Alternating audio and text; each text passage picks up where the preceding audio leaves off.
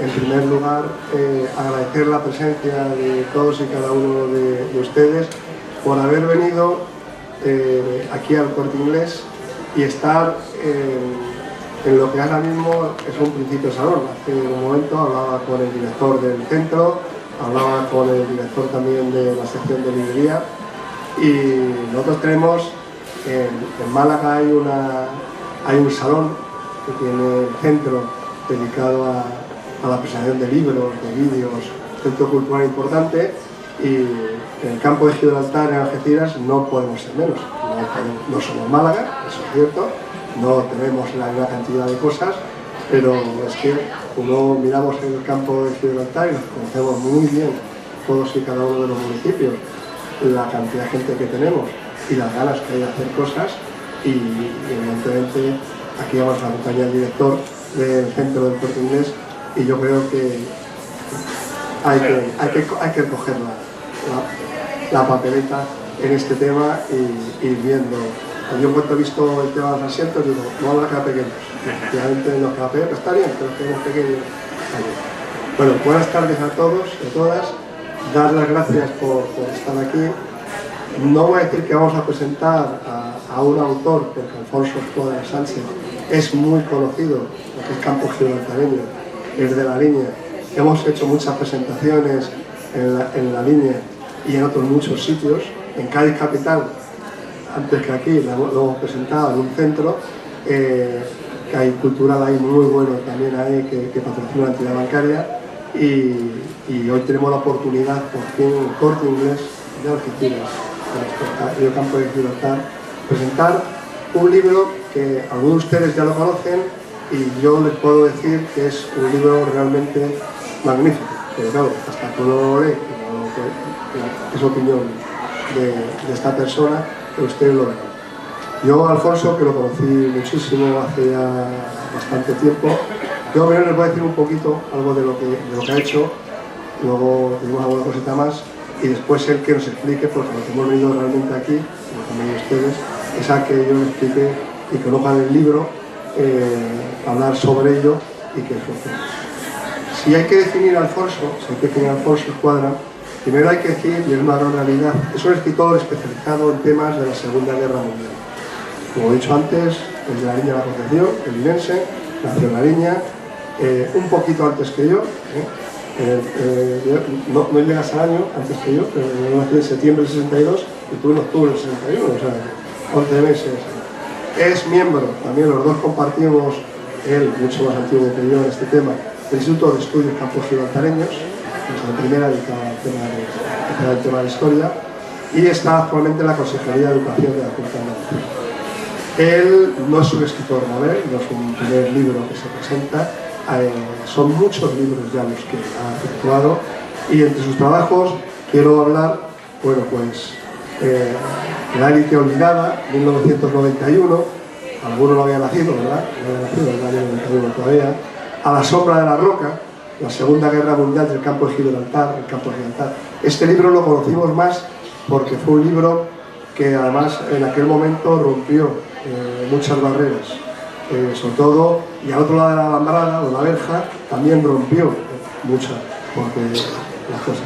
Luego escribió bajo la bandera de la Kriegsmarine, la Marina de Guerra alemana, durante la Segunda Guerra Mundial, que además es una cosa muy desconocida, que precisamente a él se debe el trabajo de investigación, que es, pues, todo el mundo ha hablado siempre de la División Española de Voluntarios, conocida popularmente como la División Azul, pero del Ejército del Aire y de la Marina muchísimo menos se ha hablado, ¿no?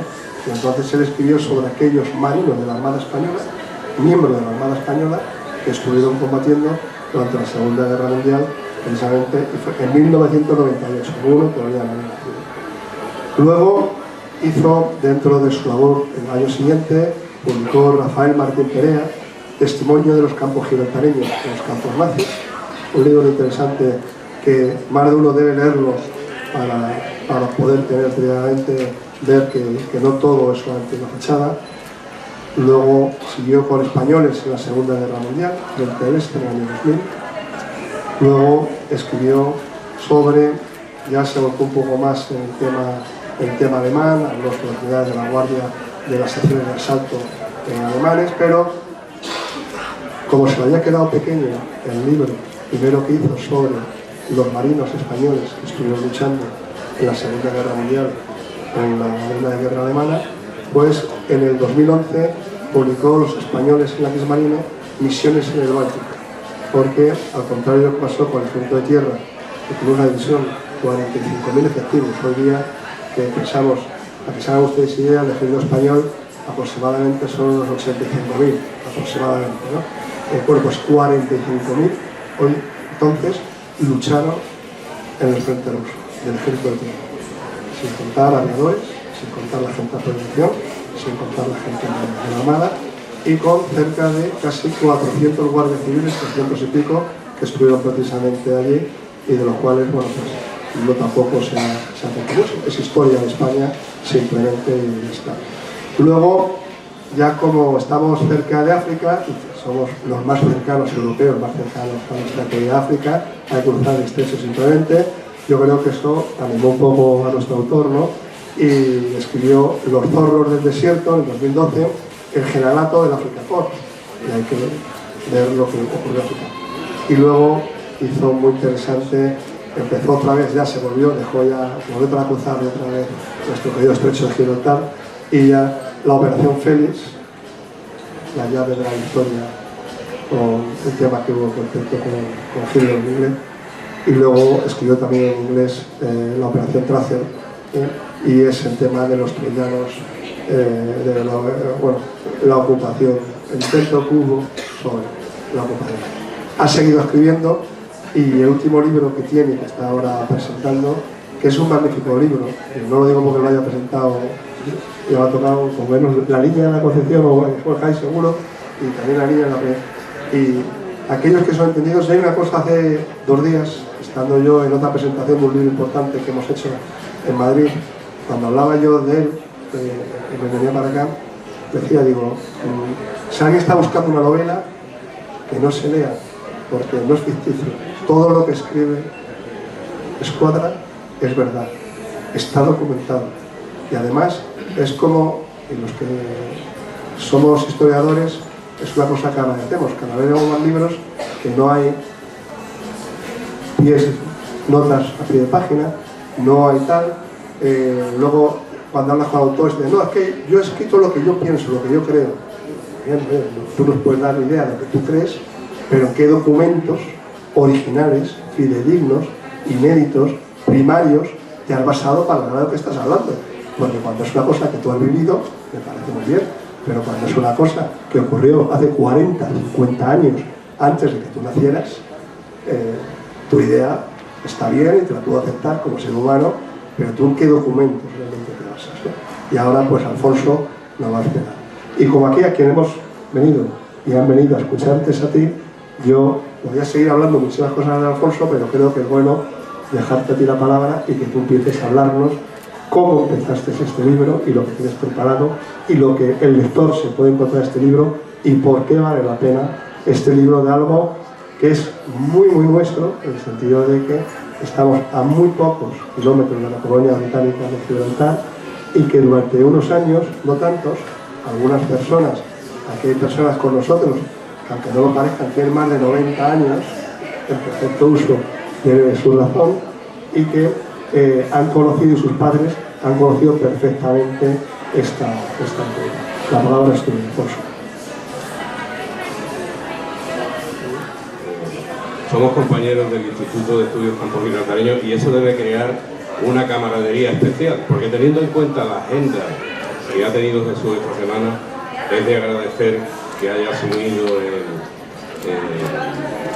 la idea que le propuesta, o asumir la propuesta de presentar este libro. Así que yo le agradezco muchísimo que esté aquí en Algeciras. Algeciras, que no es una ciudad más, sobre todo relacionado con este libro, porque Algeciras es protagonista también de este libro, porque fue escenario de algunas de las historias, de algunos de los episodios más sorprendentes que se reconstruyen en este libro. Decía Joan Manuel Serrat, mencionando precisamente Algeciras, yo nací en el Mediterráneo, efectivamente. Estamos en una de las puertas del Mediterráneo. Si nos vamos a la Segunda Guerra Mundial, tenemos que decir que el Mediterráneo fue un teatro de operaciones de primera magnitud, no un teatro de operaciones secundarias, sino uno de los importantes, donde se jugó prácticamente cuál fue el resultado de la guerra. Yo, si me lo permiten, me voy a poner de pie porque me cuesta mucho hablar sentado.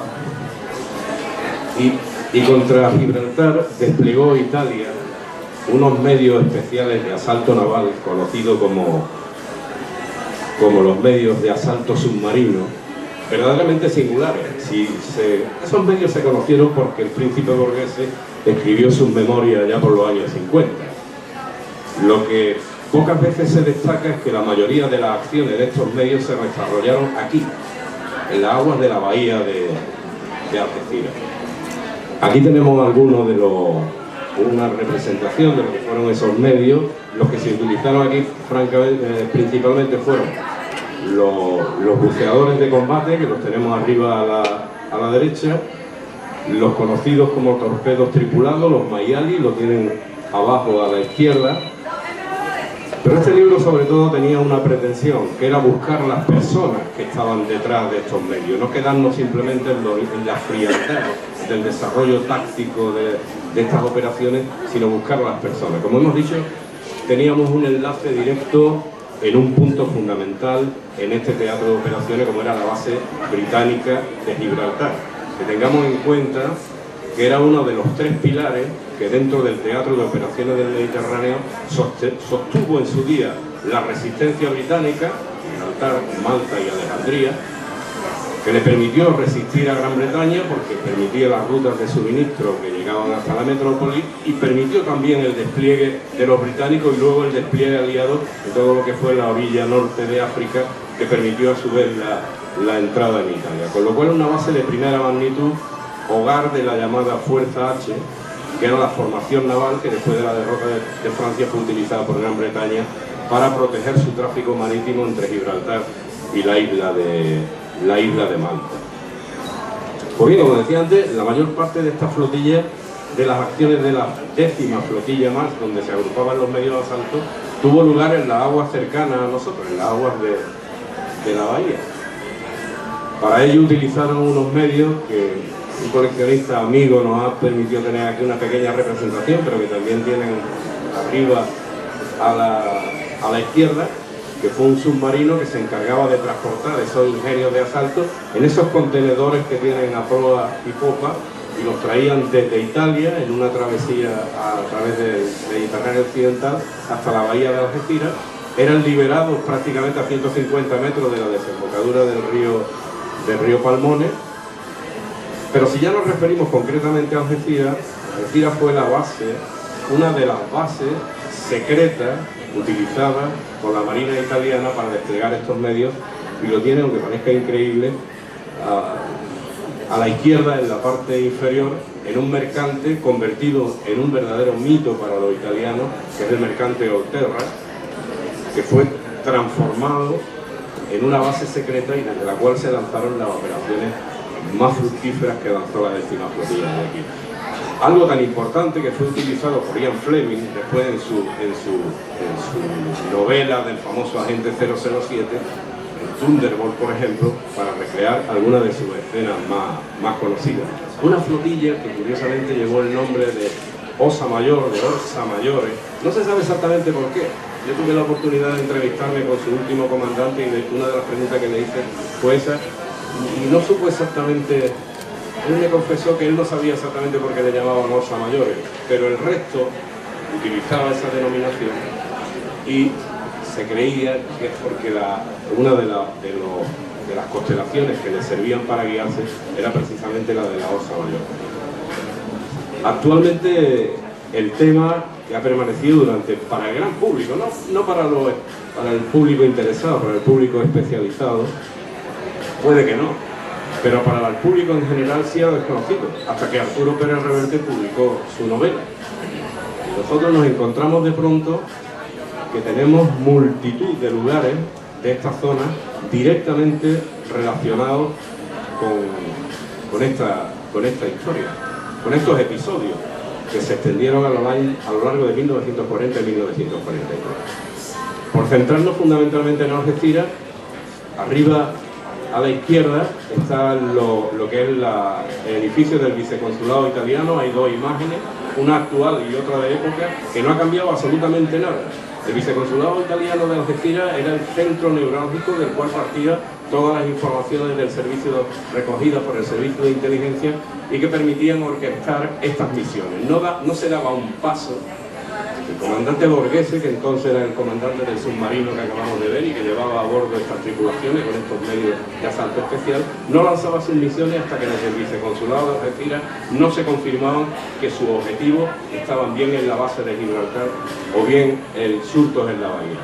Si seguimos con Algeciras, en la parte inferior izquierda tenemos una propiedad de Huerta Grande, que es Villa Pistono, que aún conserva exactamente la misma piscina donde se probaron los ingenios de buceo, los equipos de respiración que utilizaron estos operadores italianos, y donde residía Giulio Pistono, un espía que aquí no se ve, la foto es muy pequeña, pero aparece al fondo de la fotografía, un señor con cara de profesor de matemáticas, que pasaba de una forma anodina, estaba inserto en la vida social de la ciudad, y era la piedra angular sobre la que basculaba toda la organización logística de este tipo de operaciones. Por su casa pasaba el armamento, por su casa pasaban los operadores, y estuvo durante toda la guerra sin ser descubierto. Gracias, por fortuna, su historia se conserva en los archivos militares británicos, en los archivos de Kew, el National Archives británico,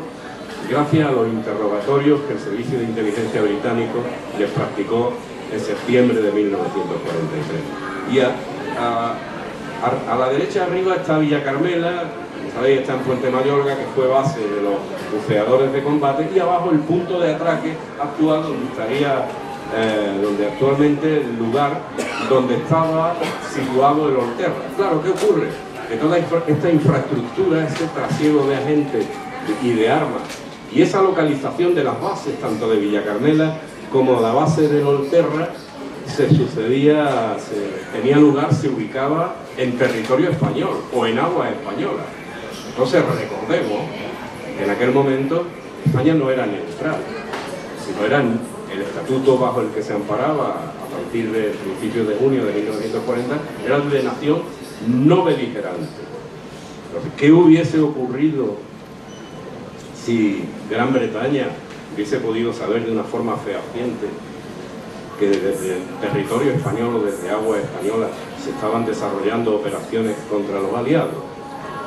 ¿Para qué digo esto? Porque esto nos introduce en el estudio de lo que es toda la logística de estas operaciones en un tema fundamental.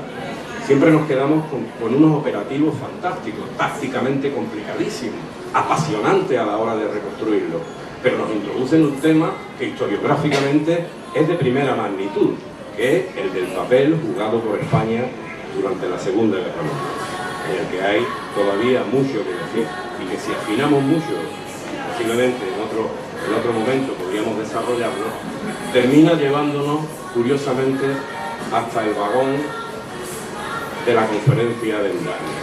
O sea, hasta ahí podemos llegar, hasta ahí se puede llegar tirando del hilo de toda esta historia. En cuanto al... no fueron misiones menores, fueron un total de 7 misiones, 2 con buceadores de combate, 7 con torpedos tripulados. Tienen algunos de los protagonistas de estas misiones en sus historiales militares que se conservan en el archivo Romei de Roma. Se encuentran todas las referencias a todo el desarrollo de estas misiones, a su reconstrucción. Ahí está una relación de buques, de los buques que fueron bien hundidos, bien dañados durante estas operaciones, la mayoría de ellos mercantes, aunque durante las mismas tienen ustedes oportunidad en el libro de conocer los entresijos de cómo hasta en 2 ocasiones lograron penetrar en el puerto interior de Gibraltar para intentar atacar lo que eran sus presas importantes, que fueron los grandes navíos de guerra, los portaaviones, los cruceros y los acorazados de la Royal Navy. Aquí, si estas operaciones se contemplan combinadas con las de Alejandría, o contra Manta, o contra otros objetivos, se ve que la finalidad de estas acciones tenían un sentido francamente estratégico. Y bueno, ahí está la foto quizás del personaje más relacionado con la provincia de Cádiz, porque terminó su vida en la provincia de Cádiz, que es el príncipe Borghese, autor del primer libro monográfico dedicado a estos medios, y en el que por primera vez se destapaba la historia, se veía la primera imagen de Villa Carmela, se veía la primera imagen de los que fueron sus protagonistas. Y después de la obra de Borghese, evidentemente era conocida por los especialistas del tema naval, los interesados en la Segunda Guerra Mundial, los interesados en los temas navales, pero el gran público indudablemente se topa con este tema de pronto, de una forma sorprendente, con la novela de Arturo Pérez Reverte. Tuve la fortuna de que asistiera a la presentación de la obra en Madrid y que hiciera buenísimos comentarios, y allí en Madrid yo le comenté directamente, porque sé que ha habido ciertas polémicas al respecto, y yo se lo dije: probablemente este libro no se hubiera escrito si antes no se escribe el italiano, porque este libro tiene una componente, aparte del soporte documental, como destacaba antes el doctor Núñez, tiene un soporte documental básicamente de fuentes primarias, fuentes de archivo. Indudablemente hay que contar con la bibliografía, pero tiene un añadido, tiene un plus más, digamos. Y es que yo tuve la fortuna de poder entrevistar a estos italianos, todavía por finales de los años 90, hace ya la friolera de unas cuantas décadas, cuando estaba rodando documentales con la productora de Alfonso Artesero, documentales de historia. Y gracias a Dios, por fortuna, algunos de los protagonistas de estas historias, entre ellos el comandante de la Olterra o el único de los buceadores de combate que participó en las dos misiones que se lanzaron desde las costas de Puerto Rico, estaban vivos, entre otros. Entre ellos también la esposa del italiano que regentaba la base de Villa Carmela, de Antonio Ramoñino. Bueno, pues su esposa, que además era española, hay un capítulo del libro que se titula así, La dama española de Villa Carmela, también estaba vivo. ¿Qué es lo que pasa? ¿Cuál es la fortuna de esto? Que a todo el soporte documental se le añade una serie de historias contadas por los protagonistas que no se recogen en la documentación militar, especialmente, que por su propia definición pues es clara, concisa y concreta. Y hay un montón de historias. ¿Cuál fue la reacción ante la muerte de algunos de ellos en estas misiones? ¿Cómo se organizaba Conchita para que nadie se diese cuenta que le estaba dando de comer a 12 buceadores de combate, a 14 buceadores de combate, y nadie lo detectara en las compras que hacía en su casa? ¿Cómo el profesor de matemáticas, Giulio Pistono, de matemáticas entre comillas, que estaba en Huerta Grande, conseguía desarrollar toda su labor en las mismas narices de todo el despliegue que tenía el Servicio de Inteligencia Británico? ¿O cómo se consiguió aquí en el muelle de Algeciras, en el punto de atraque que hemos visto, convertir un mercante en una base naval justo frente al viceconsulado británico, dotado de un potentísimo equipo óptico, sin que el poderoso Servicio de Inteligencia Británico lo notara? Mantener el secreto de estas operaciones es una de las claves que pueden encontrar en esta obra. Yo siempre, por eso le decía antes que si no se hubiese escrito en italiano, no se hubiese escrito este libro. Porque una de las razones que me llevaron a escribirlo es no dejar que los personajes intensísimos, apasionantes, con una historia poderosa, profunda, trágica muchas veces, quedaran ocultos detrás de un personaje de ficción. ¿Sí? Vamos a conocer la verdadera historia. Voy a encontrar, tuve la fortuna ya, el proceso ya de investigación, de que las familias pusieran a mi disposición recuerdos personales, fotografías e incluso las cartas que estos marinos, algunos de ellos, habían escrito a sus madres, eran todos jovencísimos, antes de la que sería su última misión. Y eso nos acerca al tema humano. Después de todas las grandes tragedias tienen una dimensión humana, y aquí ha sido posible ilustrarse por esa historia. Así que Sufficit Animus, el libro, y ahora explicaremos el porqué de ese título, es una forma de encontrarnos con los verdaderos protagonistas de esta historia, con su historia íntima, aparte del desarrollo táctico las misiones. Ahí podemos ver algunas de las fotografías, algunos mesas, parte de la cartografía que se ha utilizado, etcétera, etcétera. Y como digo, hay mucho de colecciones privadas de los mismos. También se han incluido las memorias de ellos, unos están publicados, como en el caso de Borghese, pero otros no, y también están ahí. Como también la historia de algunos protagonistas, también de ese, porque esto corría paralelo dentro de lo que es la historia de la guerra secreta, a uno de los capítulos más interesantes de la misma, cómo se ha intentado deformar el historial de algunos de ellos, o el pasado de algunos de ellos, para intentar homologarlo a lo que son los gustos actuales.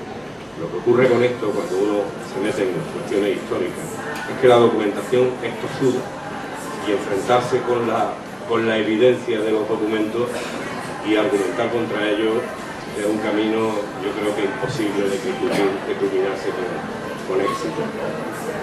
Ahí, por ejemplo, a mí esta fotografía casi me da repelús, porque veo en esa foto cómo ha pasado el tiempo, es increíble. Pero ahí, en la parte inferior derecha, estoy con el comandante de Olterra, en su casa en Roma, con Ernesto Notari, fue almirante de la Armada Italiana, comandante de las 2 misiones que se lanzaron desde Olterra contra los mercantes británicos anclados en la bahía, mercantes que estaban sosteniendo entonces todo el segundo frente que se había abierto a partir de noviembre del 42, las 3 misiones con éxito, 3 Mayali en cada misión, 3 objetivos tocados en cada misión. Allí en la parte izquierda, la foto que está en color, estoy con Vago Giari, este buceador que he comentado, que protagonista de las 2 misiones. La foto que está arriba es una foto conocidísima, la publicó Borghese, está incluida en el libro, pero lo más importante que tiene es que tiene la dedicatoria de Conchita Ramoñino. Esa foto me la he encontrado yo en paneles sin que nadie dé los créditos. Incluso está en conferencias donde estaban explicando que esa foto está dedicada, no sabemos exactamente a quién, tuve que levantar la mano y decir, oye, pero que cuando usted use una foto, conozca sus créditos. Está dedicada a fotos, fue Conchita Ramoñino, la conocí el año 97.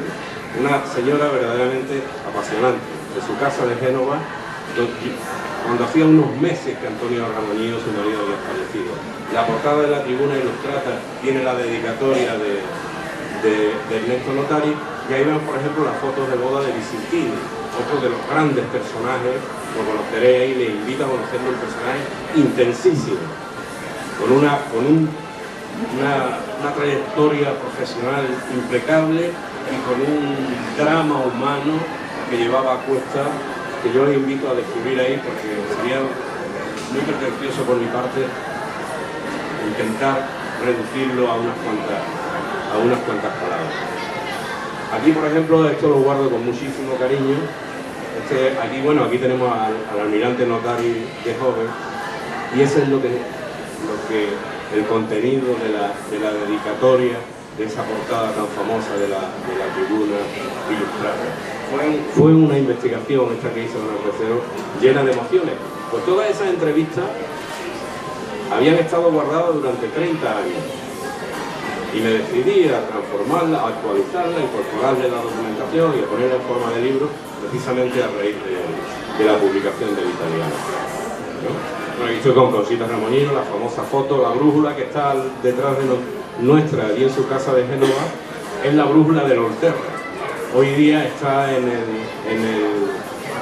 reagrupamiento Subacquei, que está en la base de Varignano, donde se venera el torpedo de Tesei, utilizado en la primera de las misiones de la bahía y que salió en la línea, y que seguramente los asistentes que son linenses recuerdan como nuestros abuelos nos hablaban del famoso torpedo de Tesei. No decían Tesei, decían el torpedo del Espigón, porque apareció en la playa del Espigón y nadie sabía entonces quién lo tripulaba. Lo tripula Tesei y se venera en el sacrario del grupo del reagrupamiento Subacquei. El libro se publicó en forma de artículo, ya entramos un poco en la parte más técnica y ya terminamos. Publicó en forma de artículo por el diario Europa Sur, el apoyo por parte de Javier Chaparro, por Juan Fernández de Mesa fue absoluto, pero el hecho de hacer referencia a esto es porque está concebido para ofrecerse en entregas semanales. ¿Qué es lo que hace? Eso hace del libro que tenga un ritmo trepidante.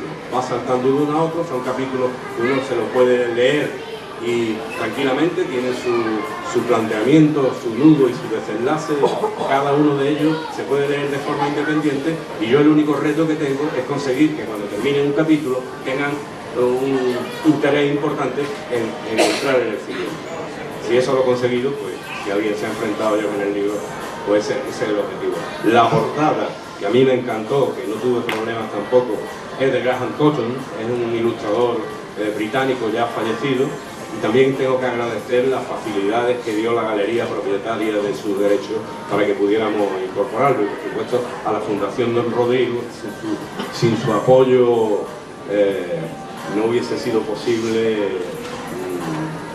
abarcar todo lo que fue la investigación costosísima, como son siempre todas las investigaciones, que necesitaban un trabajo de estas características. Y además hacemos referencia a esto porque es una memoria que incluso en Italia no se ha olvidado. La gente de la que los episodios que tuvieron lugar en esta zona y en esta agua, para los italianos tienen una enorme significación.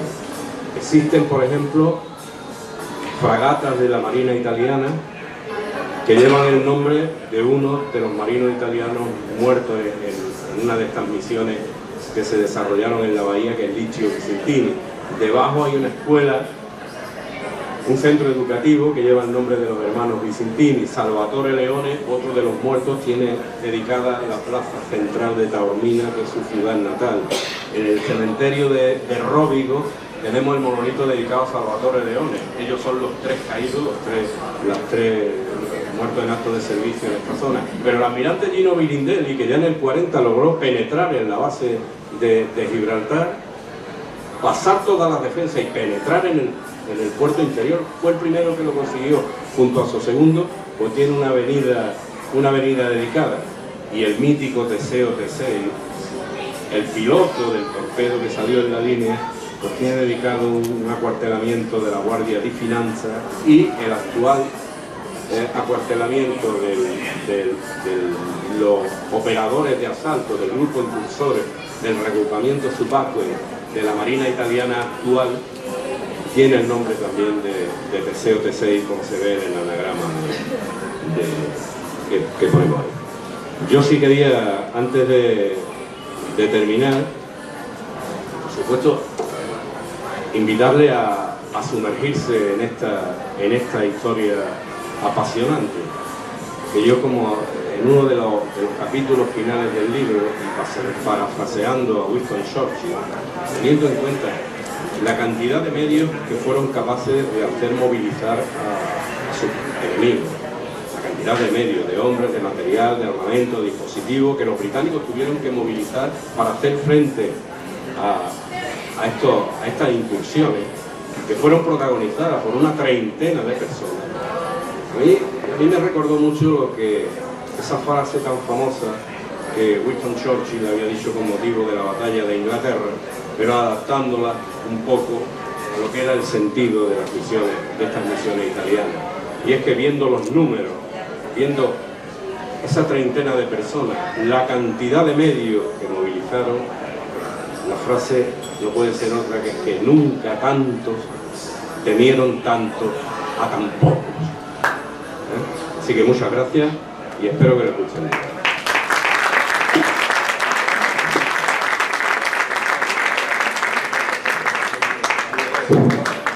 Ahora creo que hay la oportunidad de que, si alguien quiere hacer alguna pregunta al autor, como digo yo, es la oportunidad de oro para poder hacerlo, y si no, que calle para siempre. Entonces yo invitaría primero que subiera a alguno de los presentes o de las presentes que quisiera hacer una pregunta al autor, que tenga la oportunidad, bien porque se haya leído ya el libro, o bien porque, sin todavía haberlo leído, tenga la oportunidad para poder preguntar alguna duda que tenga a lo largo. Evidentemente, si están aquí es porque están interesados en el tema.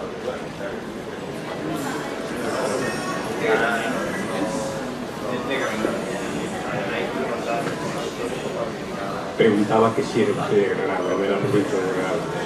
Es que tiene ciertos Sí. Bueno, nada más que eso.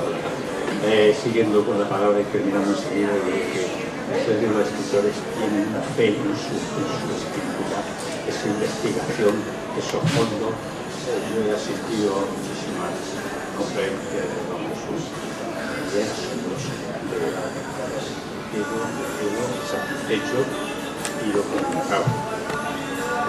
Y le doy la enhorabuena, lo que es. Nada más, muchas gracias. Pues muchas gracias. Muchísimas gracias. Voy a aprovechar además su intervención para una cosa que no he dicho, que es la razón, que además, eso a pesar de las preguntas que me hacen. ¿Por qué has titulado Sufficitánimo el libro? Tiene unas frases en latín y tal. Porque además hay personas que ponen el título de la obra al principio. Yo nunca lo he hecho así. El título se me ocurre al final. Y cómo condensar todo lo que han sido las vivencias, las dificultades, todo el entramado, los problemas del entramado logístico, todas las tragedias personales, las vivencias personales que arrastraban estos personajes, el desarrollo de sus misiones en un título corto. A mí me gustan los títulos cortos. Entonces me encontré por fortuna con una expresión utilizada por el poeta Gabriele D'Annunzio para referirse a unos hechos en la Primera Guerra Mundial, que después fue adoptada como lema por la corbeta Licio Vicentini, y era Sufficitánimo, que significa basta el coraje, basta el valor, basta el espíritu, podríamos traducirlo. Porque claro, intentar enfrentarse con unos medios como que estaban movilizando la Marina italiana y llegar a ese nivel de realización, de consecución, indudablemente, si no hay un espíritu detrás, aquí hay militares que saben perfectamente que si de algo blasona las Fuerzas Armadas Españolas es el espíritu. Entonces me parecía que el mejor título para intentar condensar la esencia de lo que fueran los episodios que habían escrito era esa expresión. Basta el valor, basta el espíritu. Y eso nos vale no solamente para los italianos y sus operaciones, sino como me dijo mi hijo Alfonso, eso vale también para la vida. Sí, el espíritu es importante, el valor, el alma.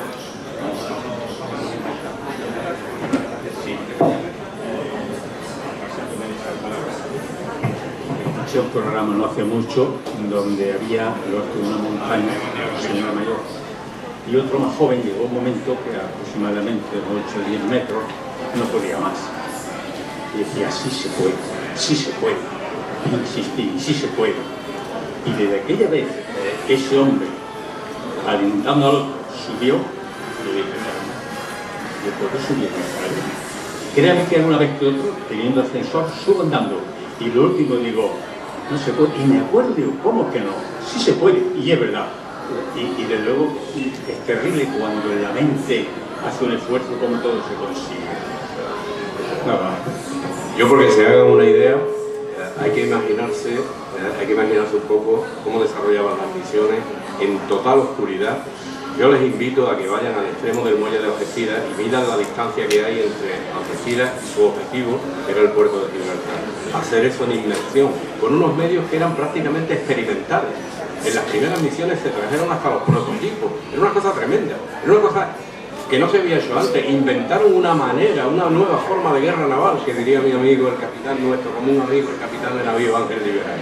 Una nueva forma de guerra naval. Ahora todo el mundo tiene sus unidades especiales navales de submarinistas y de defensores y tal. Y no hace nada estuvo en el puerto de Gibraltar, entró un submarino con un contenedor a proa igual que el que tenían los italianos.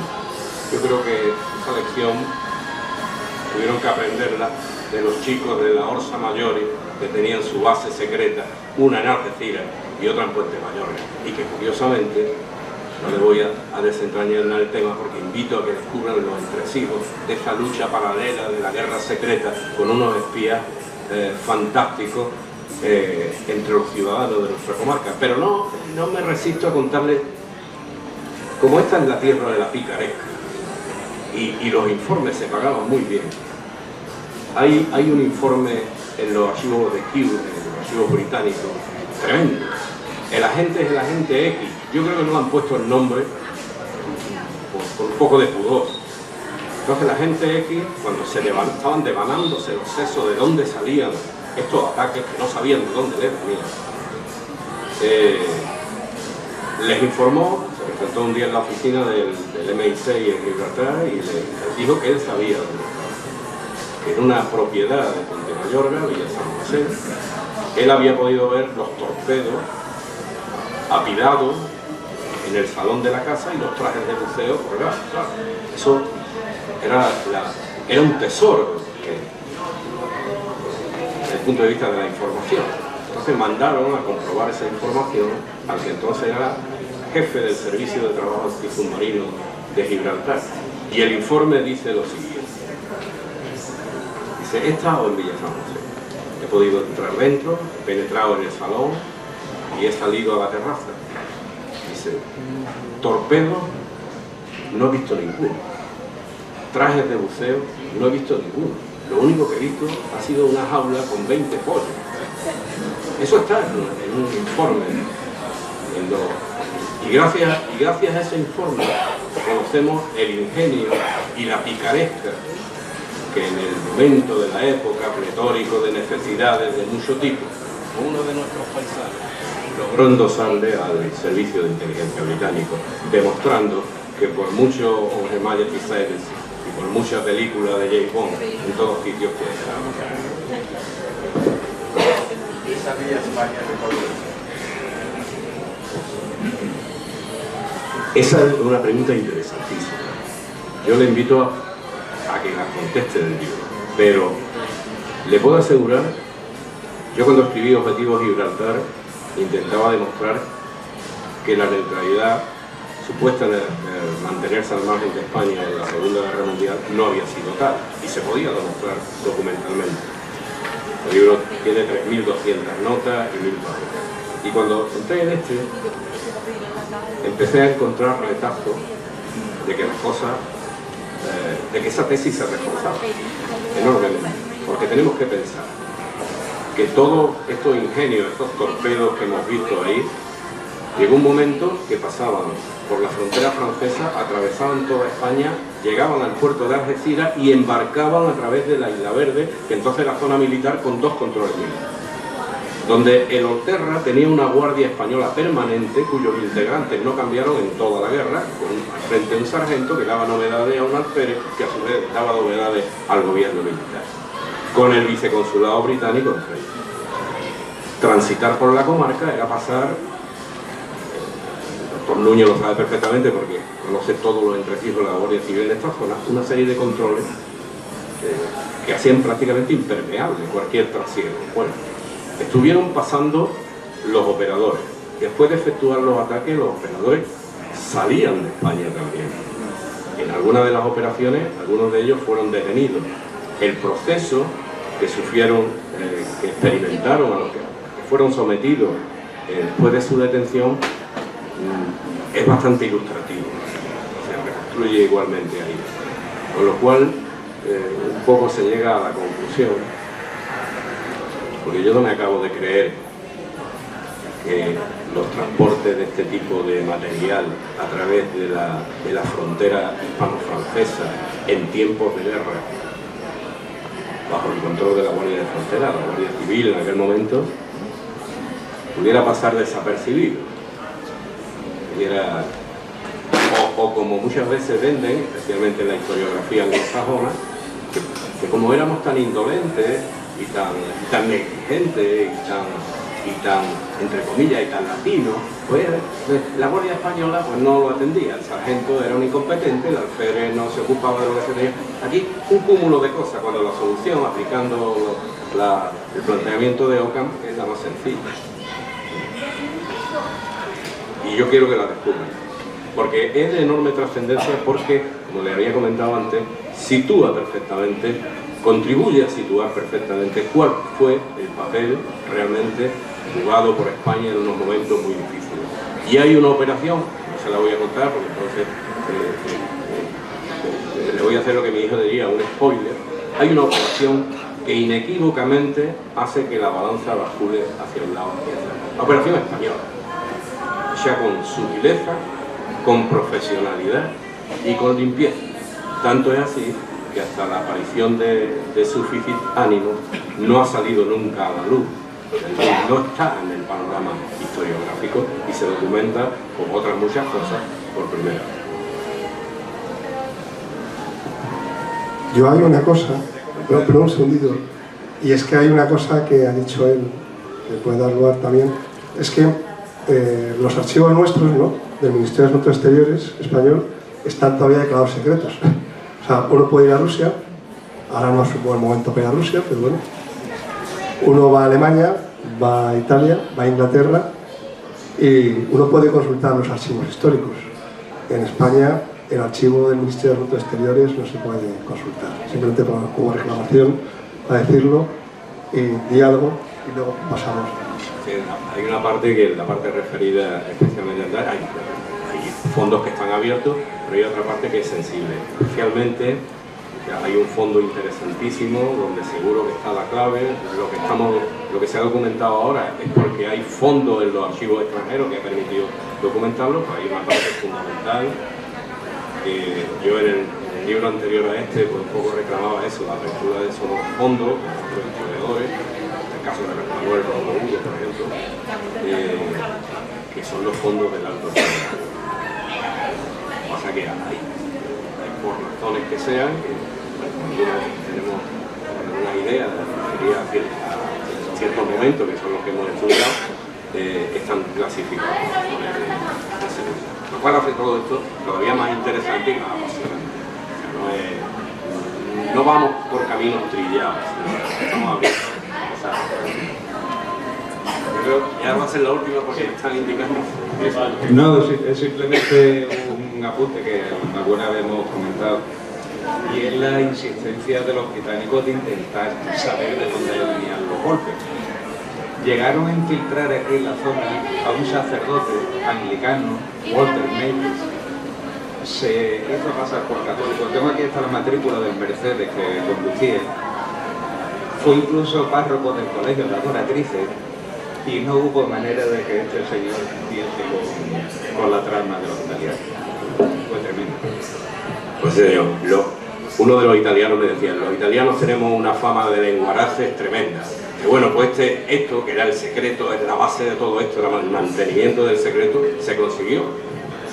Tanto es así que los tripulantes que eran un poco díscolos y hacían vida acostumbraban a hacer vida nocturna en los locales de ocio de Algeciras, fueron inmediatamente expulsados por Vicentini y sustituidos por personal militar con otros parámetros.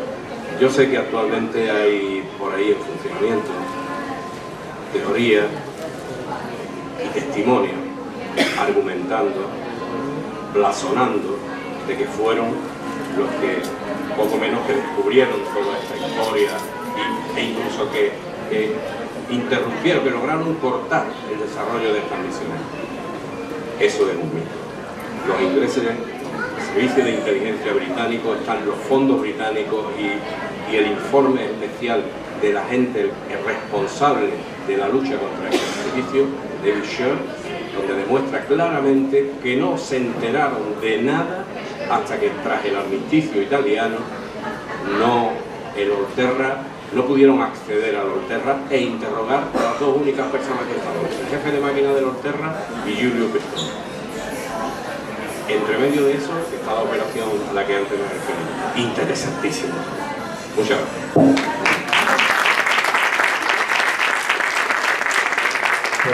Yo creo que ahora aquellas personas que lo deseen podrán adquirir ahí en el centro el libro o todo su libro y que lo pueda firmar ahí el autor. Muchísimas gracias a todos por su presencia. Igualmente. Yo que lo compré en la línea.